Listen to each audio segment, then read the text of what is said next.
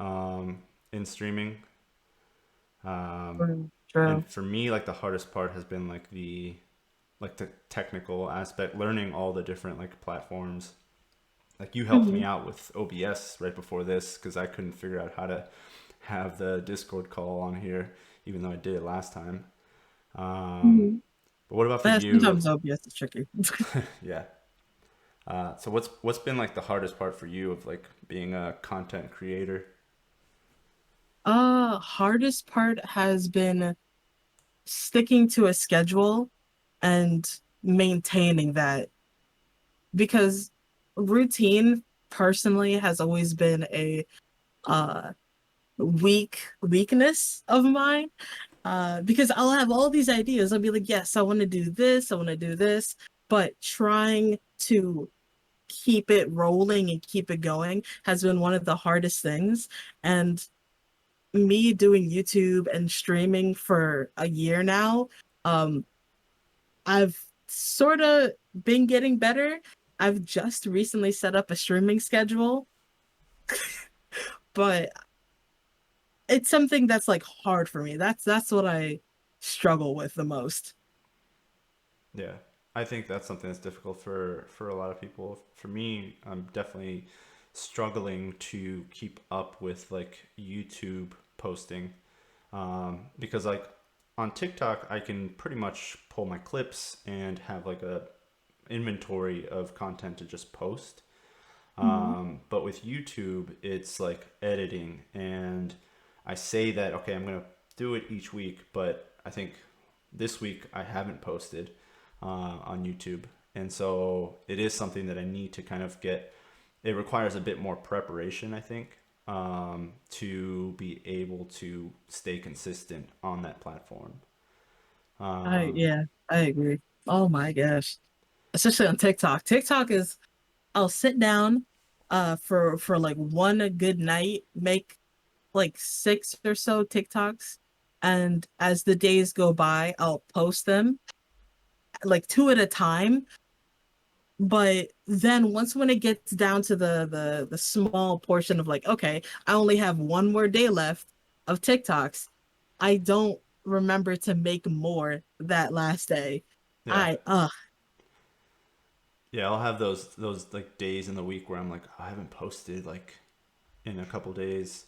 Um, but yeah, I saw. I think that's how I found you was through TikTok. You had a lot of like really funny TikTok videos, Mhm. and they were like really. I mean, you had like trends, but you were also doing like your own. It seemed like you were setting kind of like your own trends on there. And you said that you try and make like a batch of them. Mhm. Um, is there like a process for how you can think of them, or is it just like things that you've been going through in your like daily streaming life, or do you write them down, or like in terms of like ideas for them? Well, ideas for TikToks, I'd look at the trends. I'd go through my For You page, look at the trends, and I'll sit down and think, how can I make this Twitch related? How can I make this YouTube related? And put my own miniature spin into it. But then for regular TikToks that don't deal with trends, I'd say I then just like like how you did take clips from videos or past streams and then try and put them on my TikToks. Go with the flow of what's popular because that's very important to do. Is that like one of the things you enjoy is like the social media aspect, or what are some of like your favorite parts of being a content creator? Because I know for me, it's probably just like playing the games themselves. Um, Mhm. but I know it's probably different for everyone. So, what would you say for yourself is like your favorite part of like creating content or being a streamer? My absolute favorite part would be being able to inspire others who's never seen somebody like me on a platform or like yeah, like basically don't see anybody that's like either POC or plus size on the platform and have similar top-notched interests because I grew up with watching, let's say, like Minecraft YouTubers or very like comedy skit YouTubers such as the Creature Hub or Cow Chop, and I never see, or like the big ones like PewDiePie or Jacksepticeye or Markiplier. Like I just never see a black female in that. And growing up and uh you know, as your brain develops and like getting older, you're like, wait a minute,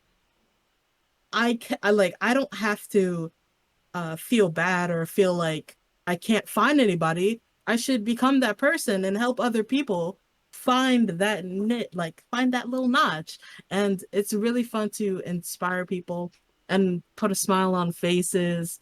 That's just like my favorite part of everything. If I can make somebody laugh and just enjoy their day for a little bit, then that's what I really love to do.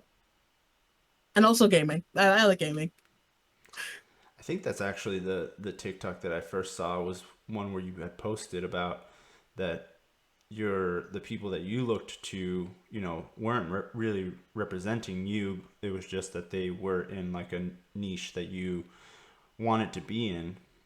And I think it's so important, and to have that, be your driving force is really important too, because like, you didn't have someone, but now someone can have you, as like that inspiration. And I think that's a really great thing, for sure.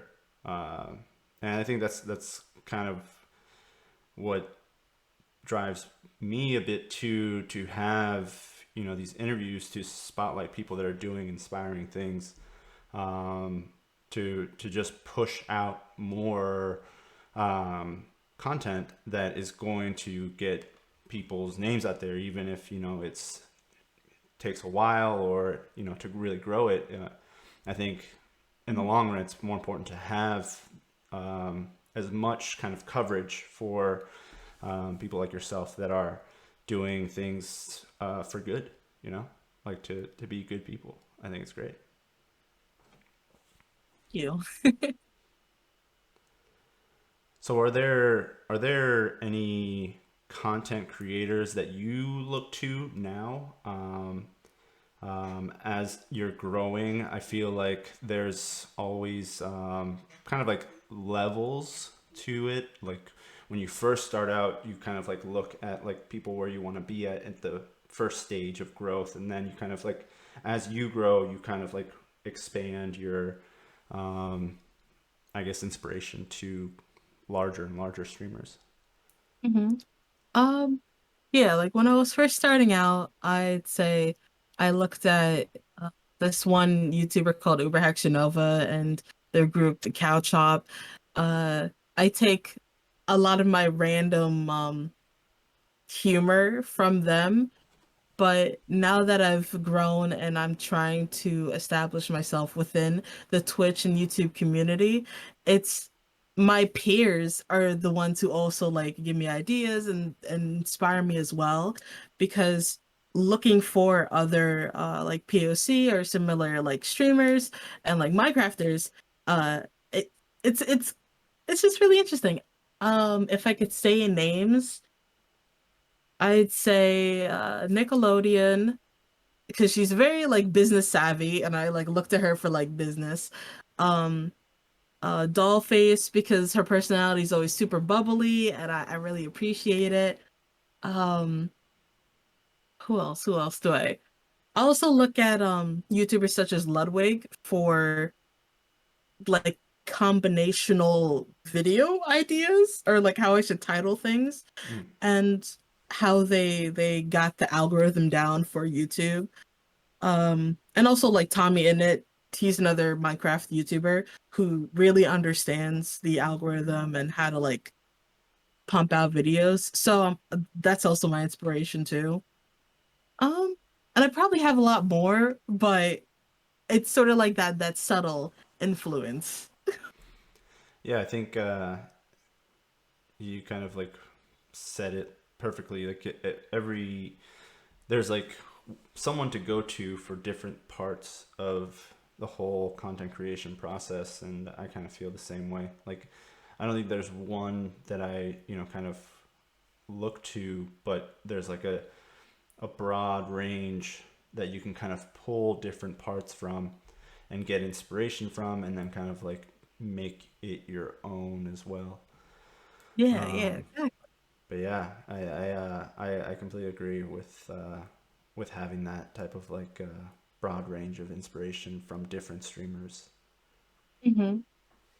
Which is really cool too, because you see how each person like takes a topic or takes an idea. Like when you watch a commentary video on a movie and you see like there's a whole bunch of different YouTubers that have different opinions and they're all like they all put in their own thing. So it's a lot of inspiration. So one thing that I did want to ask as well was about um, like an important lesson that you've learned from streaming, something that you've kind of taken away, or maybe something that you've learned and would like others um, to know about, maybe. Um, I'd say one of the biggest advice that sometimes gets neglected by social media and like when you watch people uh talk about the platform that you might want to go on, um being connected with your community is very important because as you grow and as people are like, hey, I want to join your Discord and interact with you. Um, no matter the number of how many people might be in that Discord or if it's just, like if it's just one person, interacting with your community, interacting with your fans are is a very big thing because they're there for you and they would hope that, you're like available and you're there to like play games or sometimes or just sit down and talk because your community like looks for like relatability and hoping to share more of their time with you. So I think community is something that's sometimes overlooked just a little bit. Yeah. And it's very important to be in touch with the people that like you. Yeah, that's something that I think I definitely need to like work on a bit more, because I've been focusing more on the content creation. Um, and then most of my community just kind of lives on, either if they're following me on Twitter or Instagram or TikTok. But I feel like I need to kind of push it to like another level of like being able to have be build a better community, like on Discord, for example, where it's like a kind of like a consistent or like running thing. Um, do you have any advice on how you've done that yourself in terms like of building up your own Discord and community there? I'd say just have community game nights or you all watch movies together. Or just sometimes be like, hey, I got some free time. I'm gonna jump into VC or voice call and if you want to talk, I'm here. I Just think, so that you're available. yeah, just being available. Yeah, I think that's great advice, because um, I think sometimes it is just as simple as that, because people just kind of want to think of you, more of like as a friend. And um, the the more, or the more accessible you make yourself, the more you kind of like are seen as that, like friend, peer type of, instead of like a celebrity where you can't really communicate with them. I think that's Mhm. why kind of Twitch is so unique in that it's not just driven by the streamer, it's also driven by chat. um, Yeah.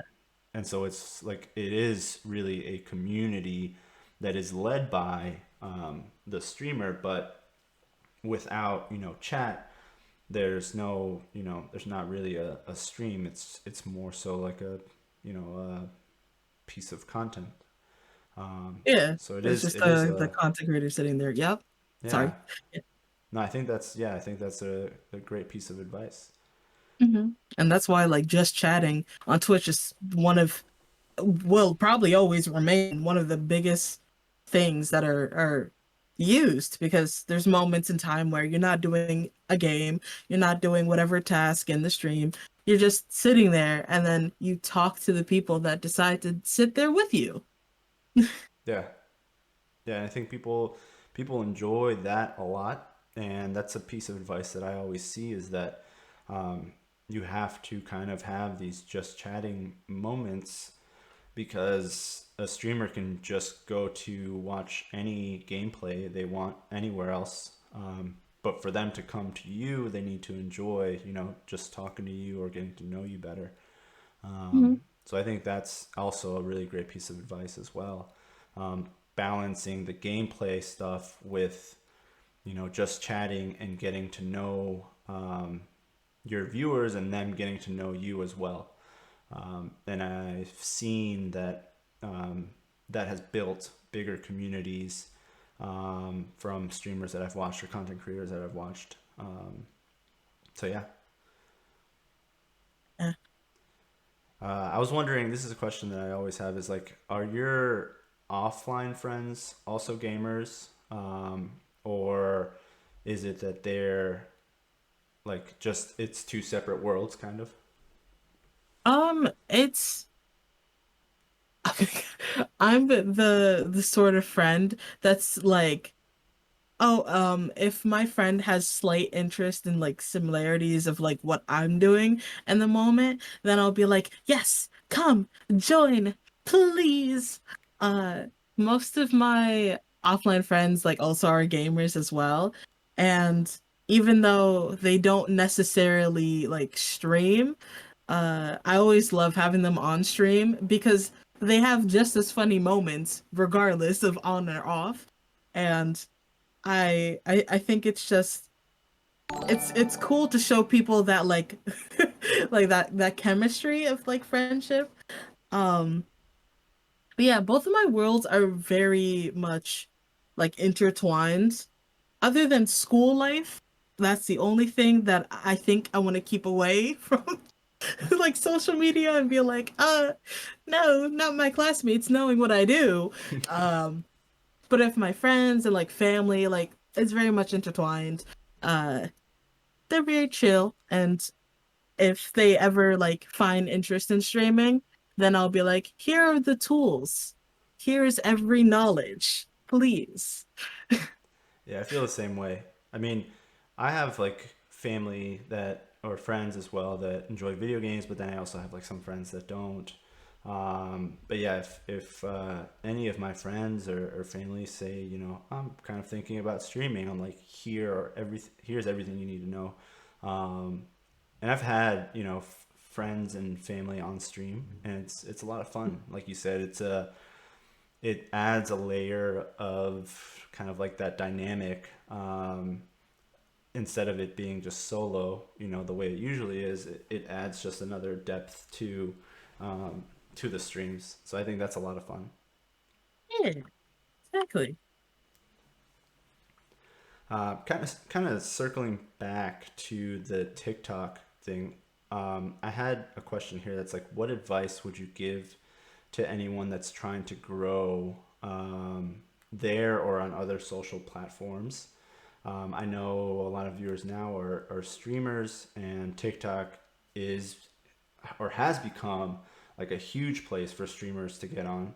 I think a lot, if not most, are already on there and are trying to grow. So what advice, or do you have any lessons you've learned or anything you'd like to pass along to other streamers?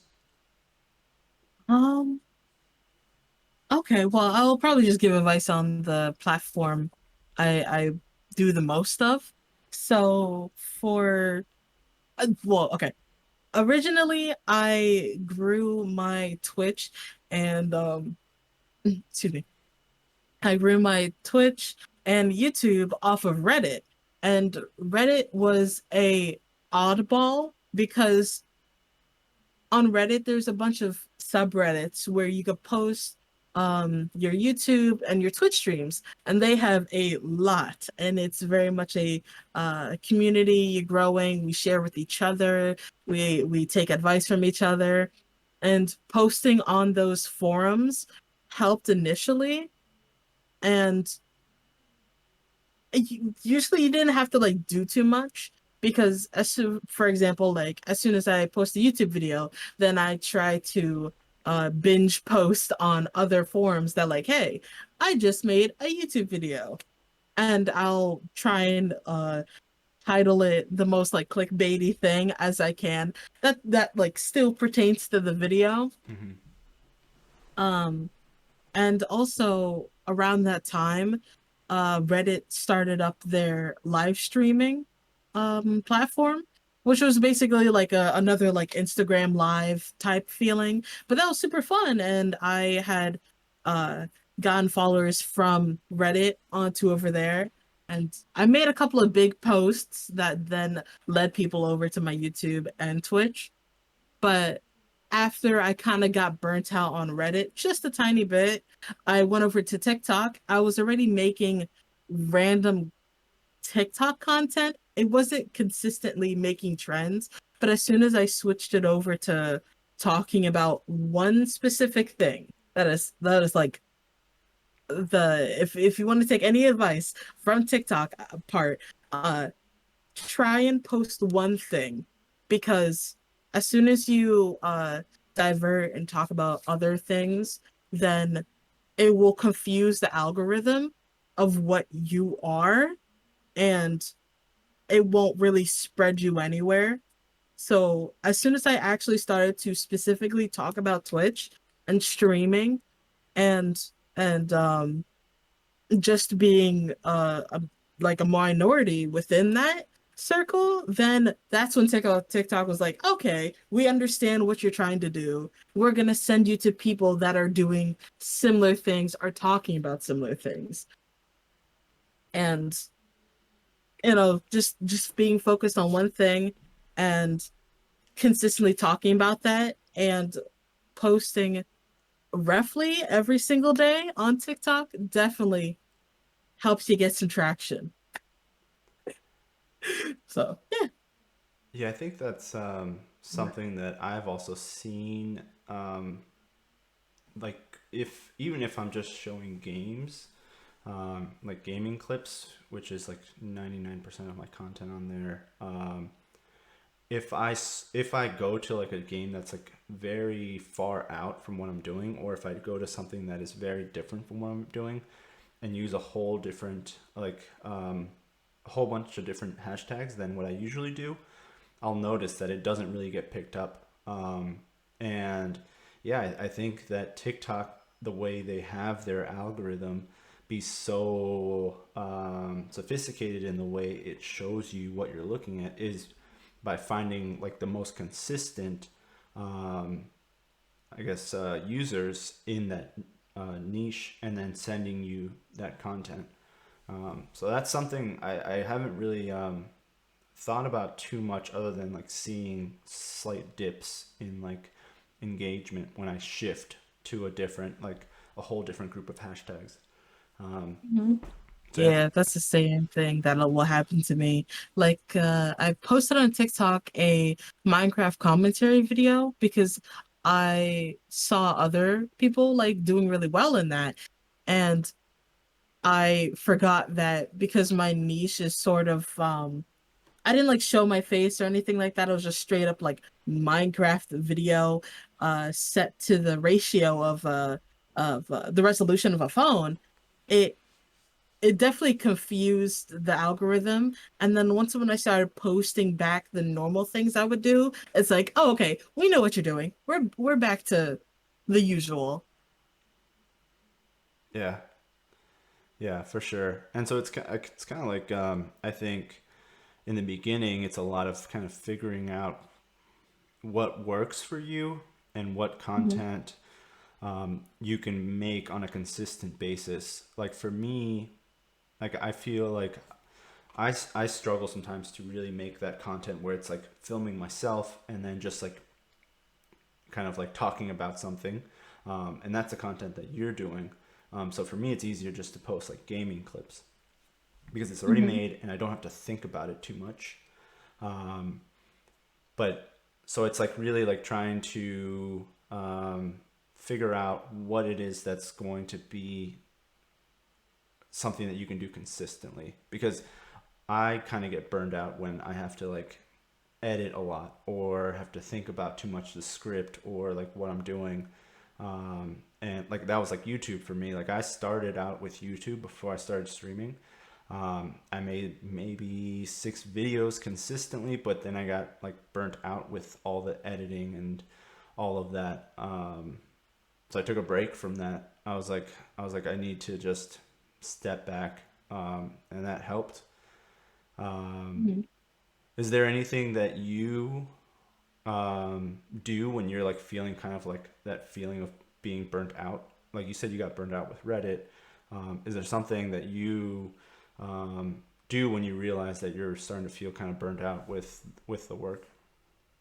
Um, when I start to feel burnt out, I definitely take a step back from what I usually do, and I just let myself breathe because I I get like these very much highs and lows moment when I'm making content where at the high point it's just like, okay, great, I'm gonna decide to like I'm like mentally in the headspace to make content, edit, post it, I don't know, get dressed and do certain things to make that.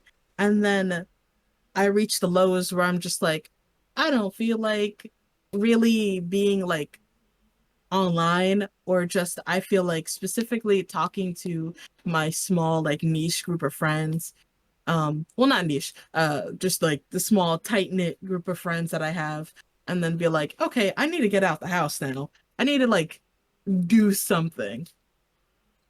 So I usually try and like take a step back and just like find back that groove, because then I'll like look at other people and then be like, okay, they're definitely like, because they are, I don't know how to describe it, but when you look at somebody else and you're like, oh, they're doing what I want to do, and then that kind of kicks me into high gear for no reason. And I'm like, all right, it's 4 a.m. I need to start doing things. What am I doing? What am I doing? And then I'll come back and I'll shoot back up to like the high. And then it just kind of like just goes. Yeah, I think, understanding that it kind of is like that, highs and lows, um, is really helpful for just like mentally making it through all of it. Because if you can understand that, you're feeling kind of burnt out or feeling kind of low on, what's working or not working, then I think that's the first step to be like, okay, I need to take a step back and not just like push through until you kind of are like done with it. Yeah. Because I Because know if I did that, it will show in my content, and then I'll be like, I don't like what I just recorded if it's for YouTube, or I don't like how things went in stream if I did that. Yeah. yeah, and I think also um, that not kind of like focusing in on certain like numbers or kind of like comparing um, yourself to like another streamer or content creator that's getting big numbers all the time. I think that's also something that's really difficult for the long term, um, because if you're constantly focusing in on those things, there's always going to be like down days or something going on, and so if you cling on to those things too much, it kind of like it'll bring you down. So kind of being uh, conscious of that, I guess, to make sure that that's not happening. Um, Oh, yeah. Oh my gosh. You bring up like also super great point of like not looking at others' numbers and comparing yourself because I will do that, but yeah, like I'll do that sometimes and I'll like check like Twitch analytics or something like that.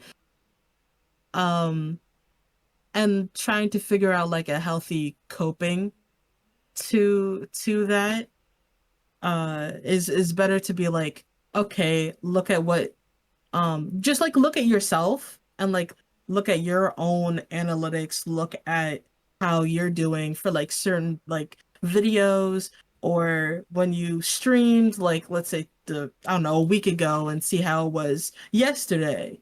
Um and see what is working with your audience instead of looking at another person numbers and such because they're on a whole different path. You have to focus on your own path. um that's yeah, that's a really big thing too. yeah, I think the best way to, compare yourself is to yourself, because that's what you control, you know. And so, like you said, like if last week you had certain numbers, and then this week you have different numbers, you can see, okay, what's the difference between the weeks, because you have like basically the entire picture, for the most part, um, on like what could be causing, the change, whether it's positive or negative, and then figuring it out that way.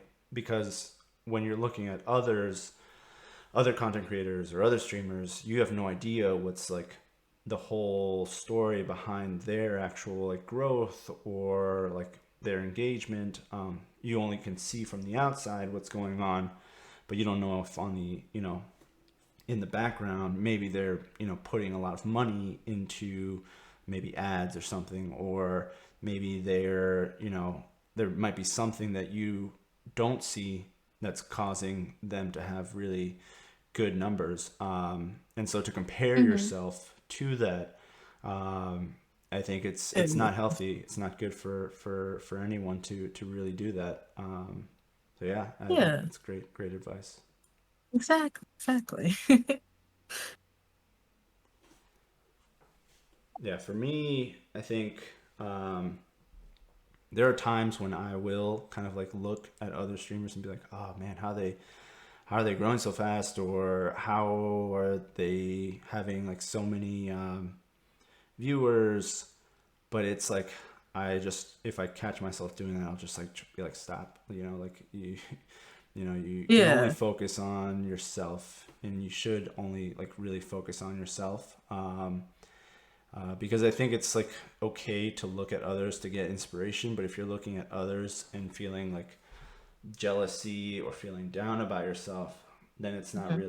really productive at all. And I think a lot of people, a lot of streamers probably don't get past that and get super burnt out or super down about streaming.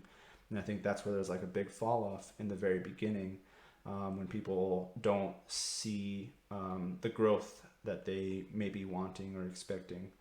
So I think it Hmm. also has to be really realistic, your expectations and Yeah. goals. And also sometimes like starting out streamers don't see that the bigger people have spent a lot more time and a lot of people have like those bigger streamers have probably failed in other accounts that they've made and they made a new one and they're like, all right, let's see how this one goes, and then that one fails and let's see how this one goes. And you may not get to see that early start. You only get to see like the end process of like, hey, they're big now, look at them. So that's definitely like um like one thing that has to be like remembered that everybody starts from somewhere. You don't just get your big break in like literally one day. You have to maintain that. Yeah, yeah, that's very true. That you can't see what's going on behind the scenes, and you also can't see really what's happened in the past to get them there. Like you said, they could have different accounts, and I've, gone back sometimes to some YouTube creators and their content is completely different when they started out, than what it was now. And so I think to try and also compare yourself to someone that's big now is also not really realistic, most of the time, because your like journey is so different from anyone else's.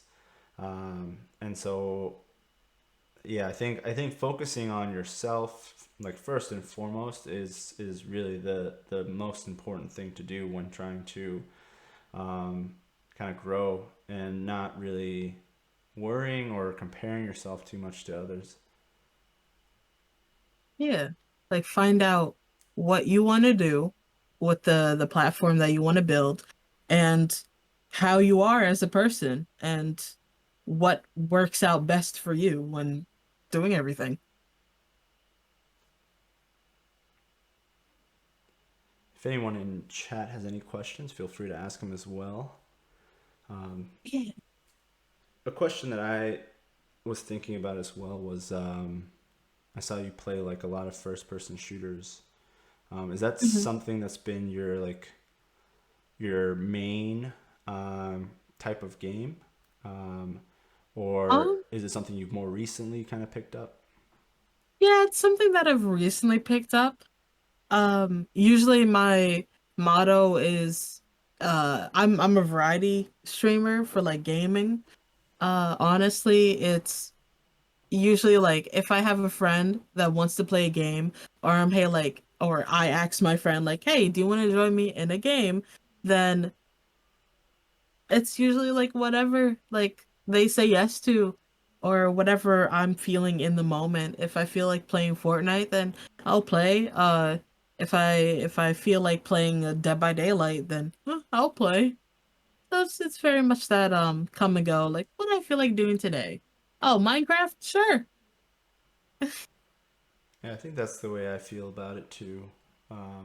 Not sticking to one game, and I think what you're doing in terms of like building it to be like your channel is more, the way it should be is like it's you first and foremost, and then, the secondary thing is the games. And so like we talked about earlier, like the just chatting and all those moments, um, really plays a huge part in being able to do that, switching through games. Because for me, it's usually like what do I feel like playing, but also maybe like is there a game that I need to like review or something for YouTube or for the website. So kind of trying to find a Mhm. balance between like those two things as well. Um, Yeah. and so for your YouTube, is it like more? Do you want it to be more like gaming related or streaming related or both?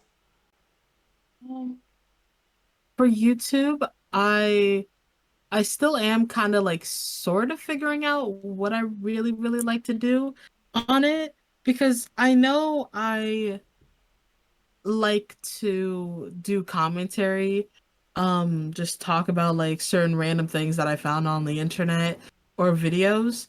But I wanted it to be like a movie review or I play some games on it. Um, I wanted to do a gaming series that I played with my friend Esteban, or Soul Zephyr, and I have all of that recorded. I have all the gameplay for this game called Bad Block Theater. Super fun. We had chaos. We haven't finished the game, but there was just something about it that I didn't feel like it had everything I wanted in the video when I recorded it. So I sort of like I posted the first episode and then I just let it sit there. So I feel like I would want both a commentary and also gameplay YouTube channel, but I definitely been leaning over to commentary more. Yeah, that's something I've struggled with as well. In terms of like what exactly is the content going to be? Because in YouTube they do have playlists, in which you can have like different types of series. So my start was with like um, game reviews with newer games, and then game reviews of like the older Super Nintendo games. So it's very Nintendo focused to start with game reviews. But now I want to also add in gameplay. I want to add in these like streamer, interviews. And so there's so many different types of content that I don't know if like, is it good to keep it all in one? And I try and look at others to see like what they're doing in terms of like narrowing down their content, or if they're like pretty spread out. Because like for me, like the website I have is these interviews with like the video, and then like the content is like a Q&A type thing Mhm. on there. But then there's also like game reviews and different other things that I think it's going to have to be like a much larger array of types of content. So yeah, I think it's a bit difficult to kind of figure out exactly what it is that you're going to be focused on. Yeah, I relate to that definitely. I guess one of the things, and I guess this also like doubles for the advice part is, it's okay to always change what you're doing. Um, I know that I'm a small content creator, and at the state that I'm at, it's okay for me to dip my toe into one thing, and then if I like it or not, then just put my whole foot in. Or if I didn't, I'm like, all right, I'm gonna back away. I didn't vibe with whatever I just put out or whatever I just did because it wasn't fun for me. So you can always still change. It kind of doesn't matter at what point you're at, as long as I feel like personally, as long as you like give a heads up to your community, I guess, to be like, hey yo, I'm gonna start doing this. Let's see how that goes.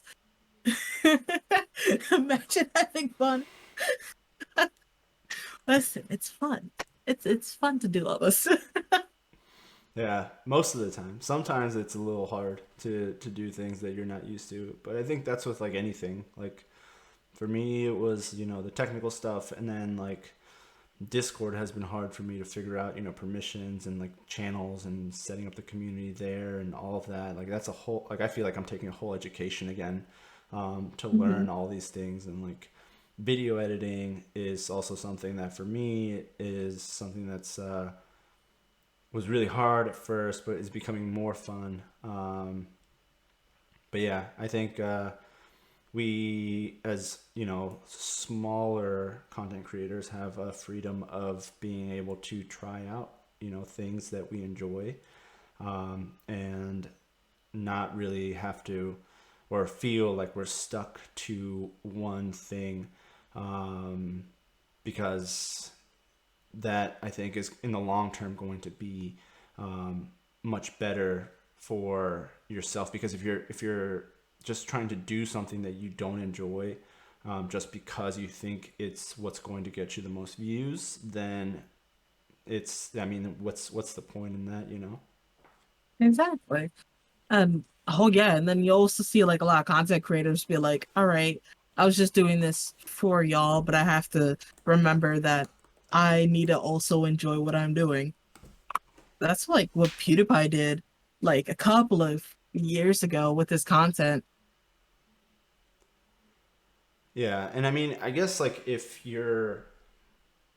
like you don't if it's not like your favorite thing, but it's making you money, then yeah, it's a job. Um, Mhm. but if you have the freedom to choose, your favorite thing, and it starts getting you growth, then I think that's the best way to go about it. And that's why Yeah, I think it's important to, like you said, test out a bunch of different types of content, to see what it is that you like, but also to see what it is that is going to get you kind of growth, I would say. that balance. Yeah, yeah, exactly, exactly. Have you done anything with like YouTube Shorts at all? I've posted one YouTube shorts. I definitely see my other colleagues like posting a lot more shorts and are excited about it.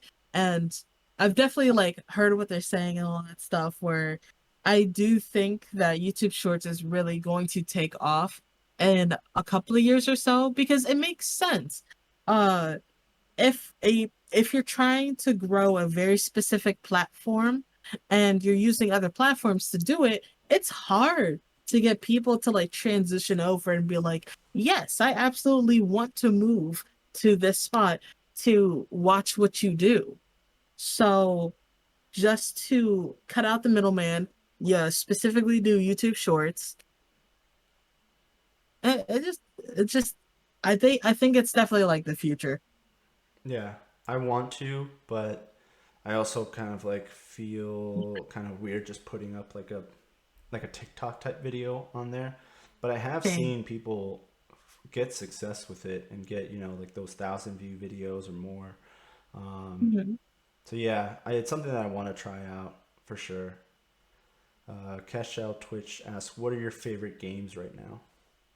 Oh, my favorite games right now would have to be oh, I know I asked my friends a ton of times to play Fortnite with me. So Fortnite, I've been really enjoying not Mario Party, uh freaking the Mario Kart. Uh because I recently got a Switch. I've been enjoying Splitgate and I've always enjoyed Dead by Daylight as well. I know I don't have a singular like favorite game, but that's the price I pay for being indecisive. Yeah, I mean that's how we are as variety streamers, right? Is we kind of like hop from game to game. Um, Yeah. so for me, it's probably well, Splitgate is a game that I just started playing. Like I literally have played maybe like 4 matches, but it's it's a lot of fun and it's something that I kind of like when I'm like just doing other work. I'm like, oh, I want to play some Splitgate. I want to jump in and play a little bit. So yeah, that's definitely probably my like latest like favorite game. But Hollow Knight as well. That's on like Switch, uh, Mhm. and I'm not sure what else. Um, just random like Mario games, like Mario Kart, or I played Mario Maker yesterday for like almost 4 hours, I Oh, think, and that was a lot of fun as well. oh Um, man. Oh, I saw a lot of Mario Maker content when it was definitely like new and popping off. I feel like I should get that game. I feel like I should. yeah, in terms of like clips, like for me, a lot of the times I have to find the balance between like games that I really, really enjoy and want to play, and then games that will kind of like feed me content for like social media and TikTok. So platformers for me, I think have done really well. So Mhm. Mario Maker, like I was playing that yesterday, and I think I pulled maybe like 15 to 20 clips that I was like, okay, I can go ahead and turn these into TikToks. And so that's kind of what drives me a bit as well, as long as I'm enjoying the game. If I'm going to Mhm. choose between a game that I know I'll have clips from or a game that I may not get as much content from, I'll go towards the one that will give me clips for sure. There's a question that says, "Do you usually stick to the same games or try out new games regularly?" Um, I would say I don't consistently try out new games, but when I do, I sort of like become miniaturely obsessed with just playing that game for a little bit, and then I go back to my normal fallbacks, which would be like Fortnite or Dead by Daylight, or Rogue Company is another fallback, and also now recently Mario Kart and Smash has been a fallback. So the newest game I've tried has been two different horror games, and I suck at horror. I'm afraid. So, but I play the games with my friends, so it's not as bad. I played Devour and also Lunch Lady. So those are the most like recent like new games. Besides Splitgate, those two have been the most recent. Yeah, I feel like I'm the same way in that I have those like fallback games where, like for me, it's probably like Hollow Knight or Breath of the Wild, in which it's like a game that I know I'll enjoy and that I can always have it as an option for like my schedule that week of games to play. Um, Hmm. and then if it's like a new game or a game that I know I want to review, then I'll include that as well in like my um, list of games. But usually, if it's like a new game and I don't really know too much about it, I'll play a little bit off stream to make sure that I like it. Because That's smart. if I don't like it, I don't want to be like on stream like bashing the game or like seem like I'm not happy with the game because it might not be for me. It may be for Hmm. someone else and they may enjoy it, and I don't want to ever like really be negative like on a game. Hmm. Yeah, that's fair. There's a question that says, "What's the scariest game you've tried?" Oh, what's the scariest game? Um, the scariest game.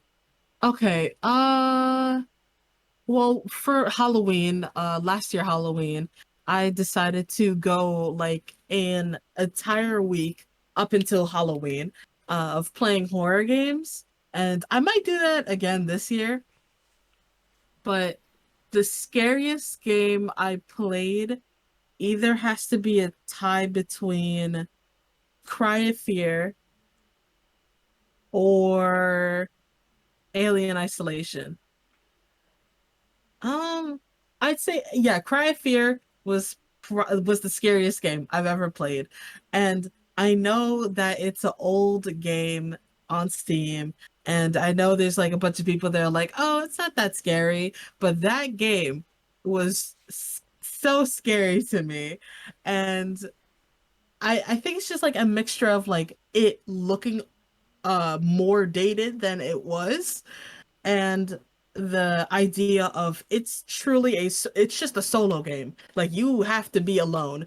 If you want another player in the game, you got to figure out to you have to download this software, do this and that to get other players with you. Ah, and I had to have my friends in a whole Discord call to play that game. And I would literally just be like, if there's like a monster or something like that, and I hear them, I just stand still and then be frozen. And I'll be like, I don't know. I don't know. And then also that game has puzzles, and I'm not the smartest one on certain types of puzzles, so I'm over here like, wait, guys, what do I do? I really don't know how to progress, and I don't want to, but I also don't know how to. So it was that like mixture of people like in my chat like figuring out how to solve the puzzle for me to progress, and I would just sit there and I'm like, why?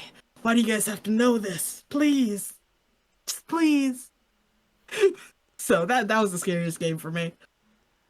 Yeah, I Absolutely. haven't played that one. I definitely want to try it out though, because Alien Isolation was probably the scariest for me. Uh, Oh. that one was really scary. I think it's just more so like the tense moments, the sounds, and the Hmm. music. Um, that was really scary. That makes sense.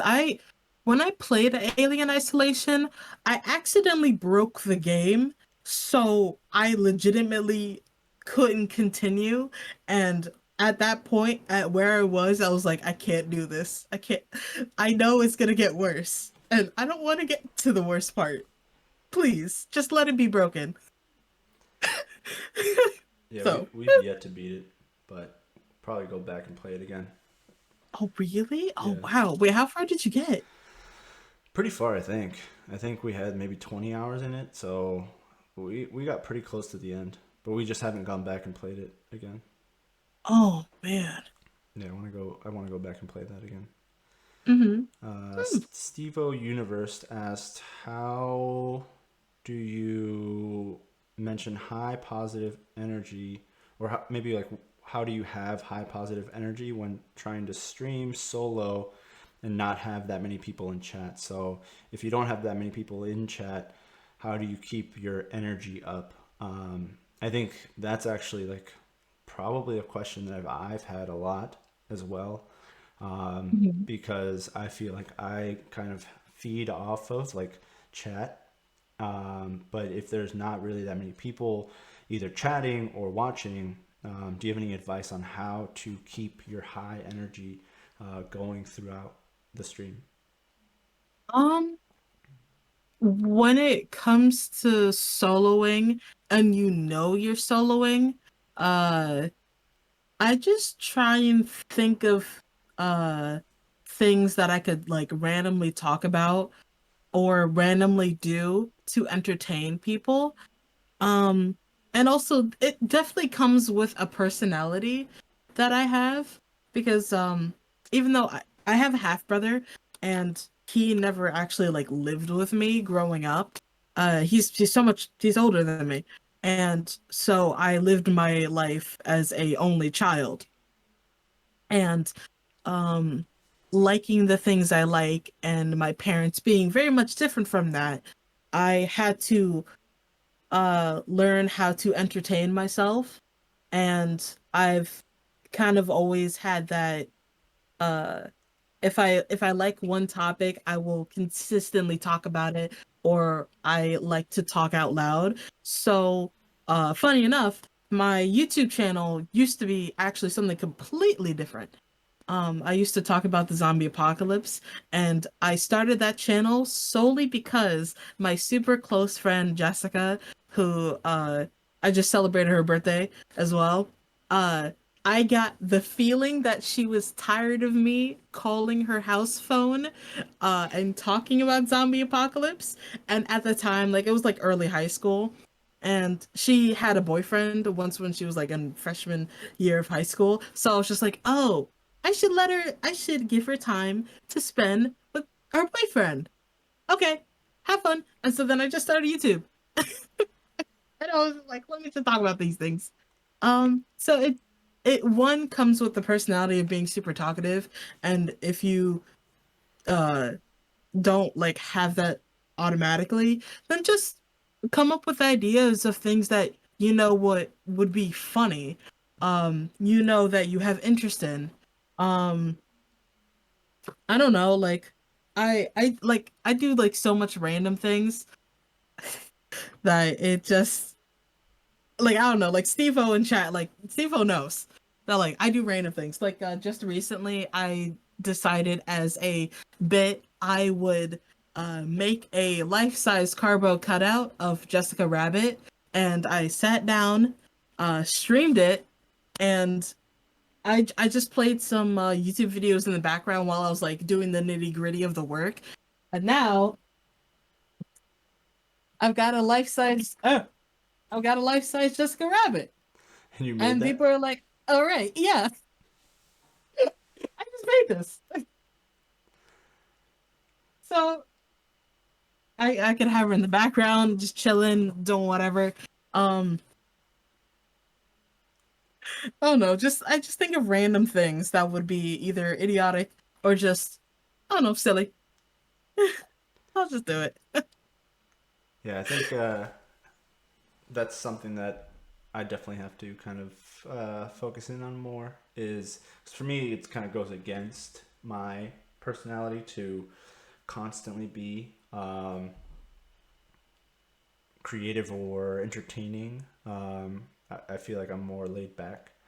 Hmm. And so I think for me, I need to like kind of like write down what topic ideas I have or like want to talk about, to kind of spark that naturally throughout the stream as well. Because I would never really think of to create like a cardboard cutout or have all these things. Like Hmm. I do you kind of like if I'm playing games by myself, I will also like kind of like talk through it just Oh naturally, yeah, yeah, yeah, and talk then out games. loud. So. So that helps for sure. But yeah, coming up with like things to kind of keep the conversation going is Hmm. is important.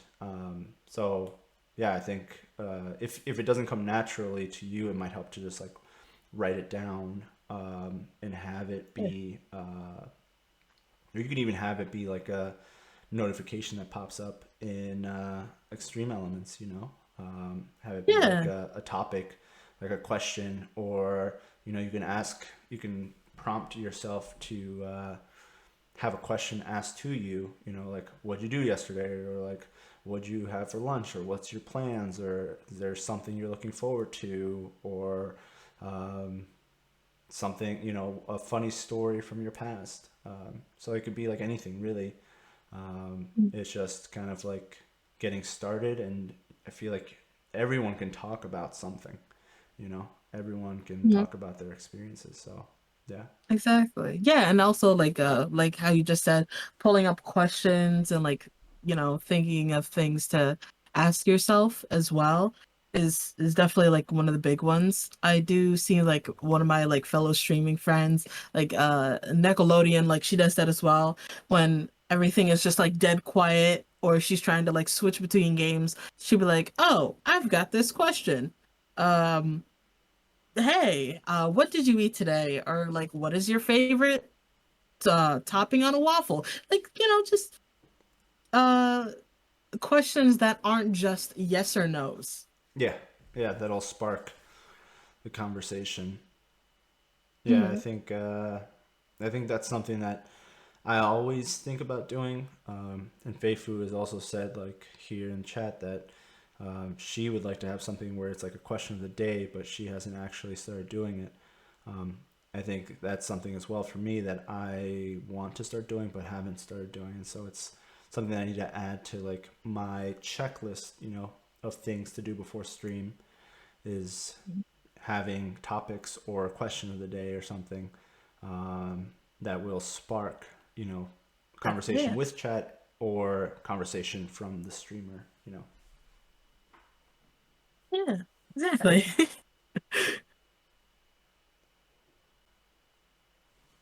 So what's next for your channel, in terms of like this month, or you know, the rest of the year, or you know, longer term than that? What is it that you're kind of looking to achieve, or looking forward to? Mhm. Um, I'd say I'm for the rest of this year, I'm definitely looking forward to uh growing my platforms and talking to other like content creators such as yourself. Uh just like creating friendships or networking. Um just like a couple of months ago I decided to, well, not that many months ago actually. Like a month ago, I wrote down like goals because I realized that some people were asking me what my like what my goals were and aspirations were, and I didn't really have any, um or like like ones that I could just think of right off the dome or something like that. And I wrote down like reaching like, let's say, like 6K followers on Twitch. I didn't add a deadline to any of this. I just wrote this down as something that, like, you know what, I would want to reach this point. So I said having 6K followers or 30K followers on TikTok, doing a subathon, getting on one of my favorite Twitch random game shows called Lover Host, um having uh collabs with like five different, Twitch or YouTubers, um and just like having certain averages on platforms. And one of the biggest ones I want to try and do is like do charity. And yeah, so I guess, and then also like another big goal is just like being able to be the representation that people don't see. That's about it. Yeah, I think it's great. Um, it's great to kind of have those driving forces behind the stream. because it kind of helps with kind of working towards something always.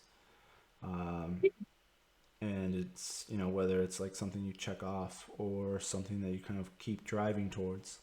Um, Mhm. yeah, I think it's really great. I just hope to be more consistent, definitely as well. That's Yeah, I think yeah.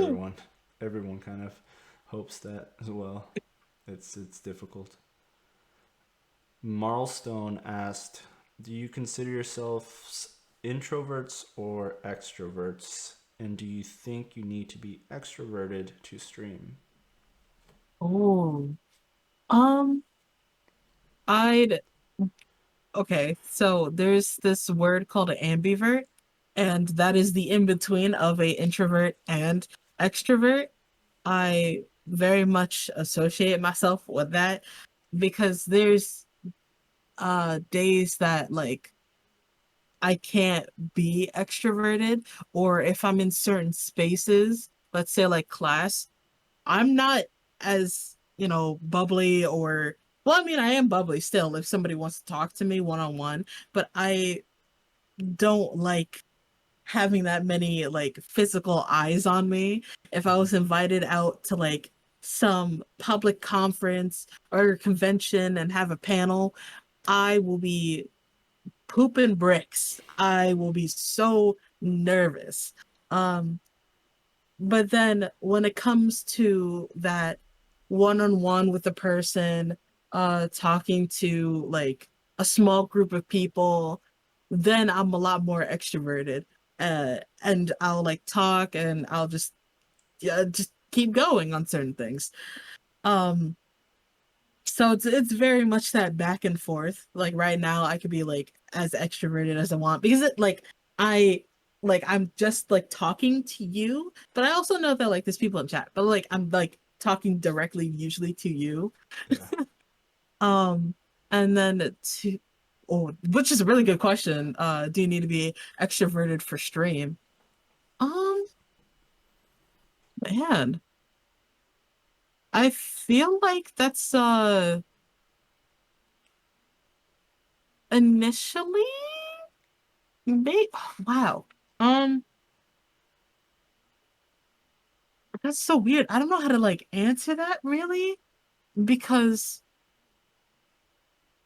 there's some people on Twitch that I know right now that they don't, like show their face.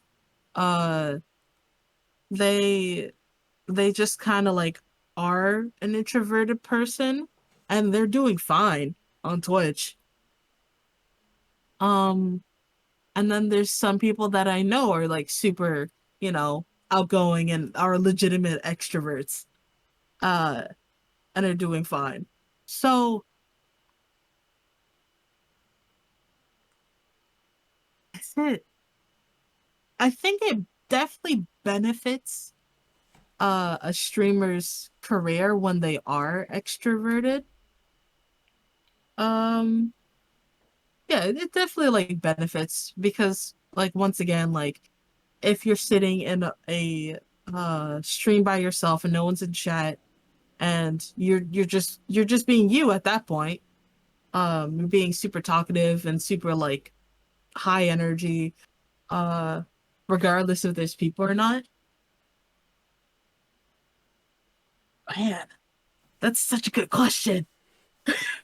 Yeah, I think it's definitely easier um, if you're Yeah. extroverted because it kind of is natural to the way you are to just, constantly be kind of talking or engaging. Um, but I also think that, there's a lot of um, introverted um, content creators that, are able to grow their community and not have to stray too far from their personality.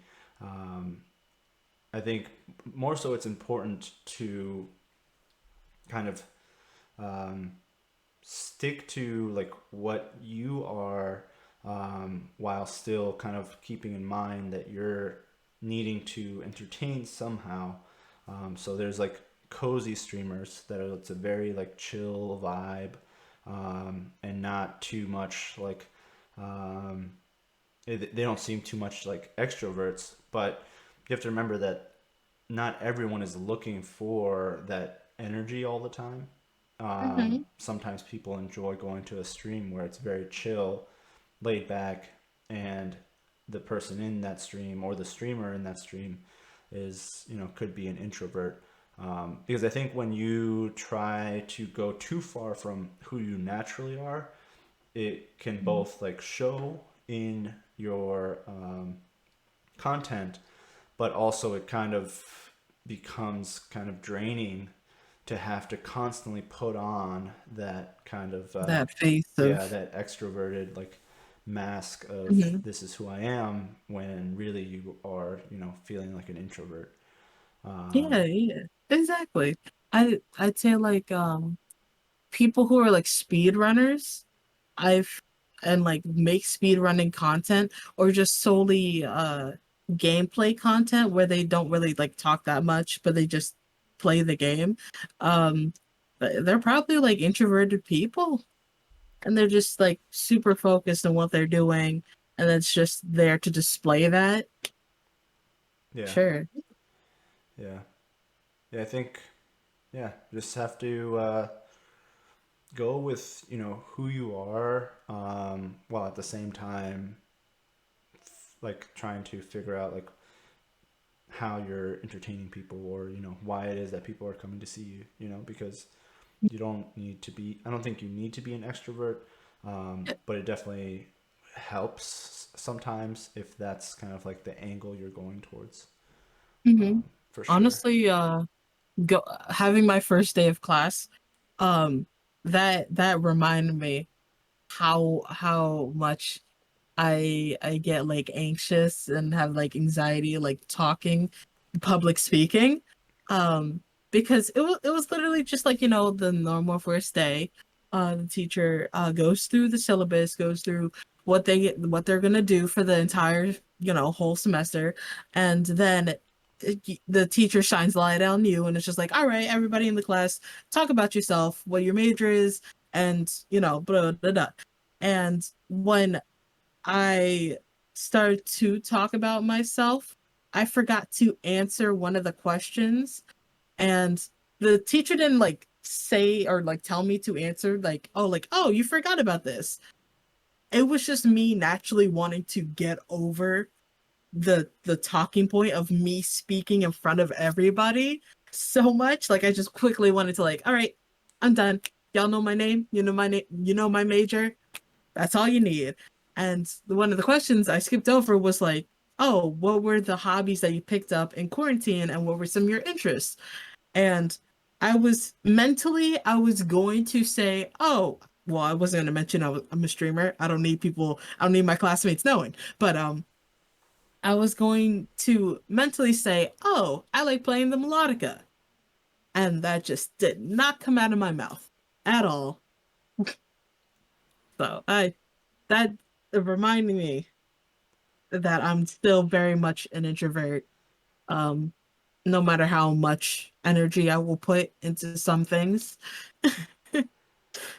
Yeah, I definitely get that. Like, I've always had that kind of like anxiety when having to go to like a class where it's like new people and like new things and like public speaking, and um I don't know, like I've been able to get, kind of through it, but it hasn't been natural to me.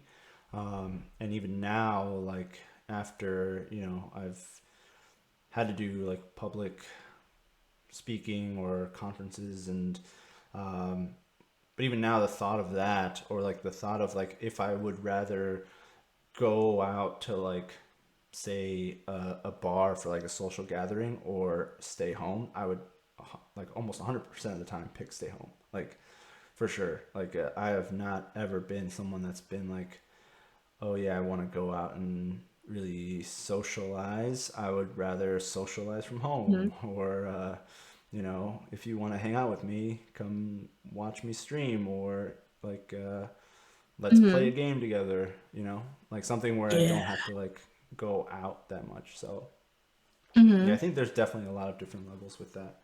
Um, but yeah, like Yeah. we said, I think everyone makes that, or everyone makes it.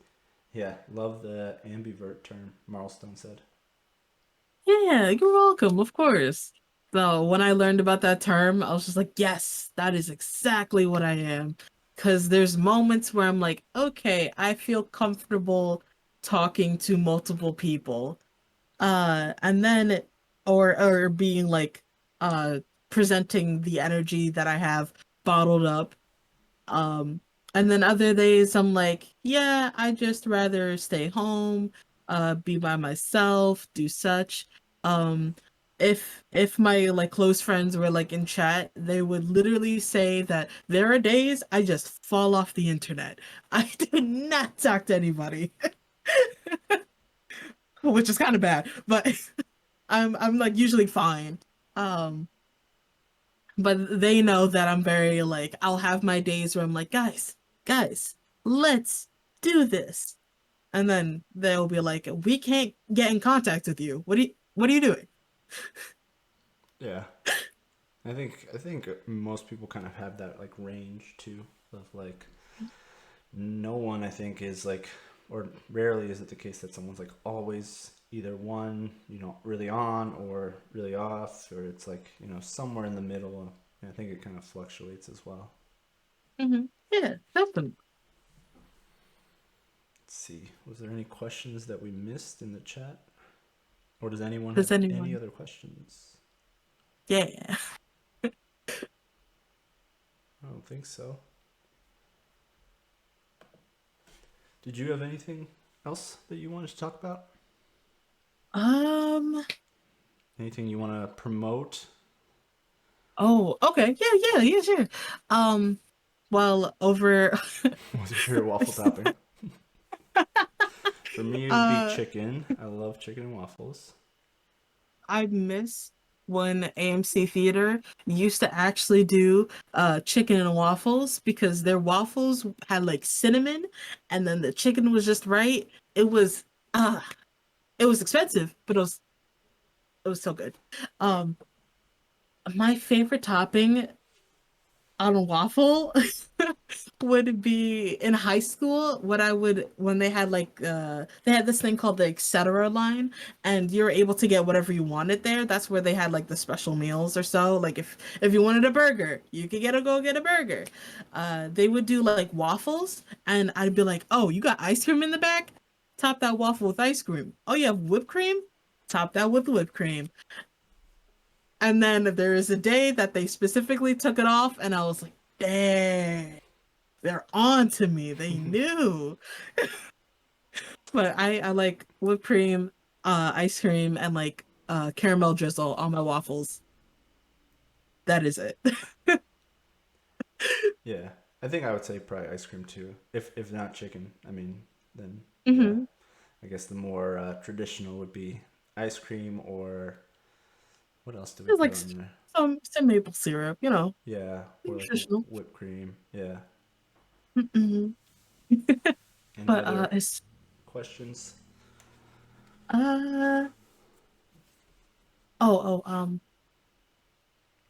oh yeah, true. Is there any other questions?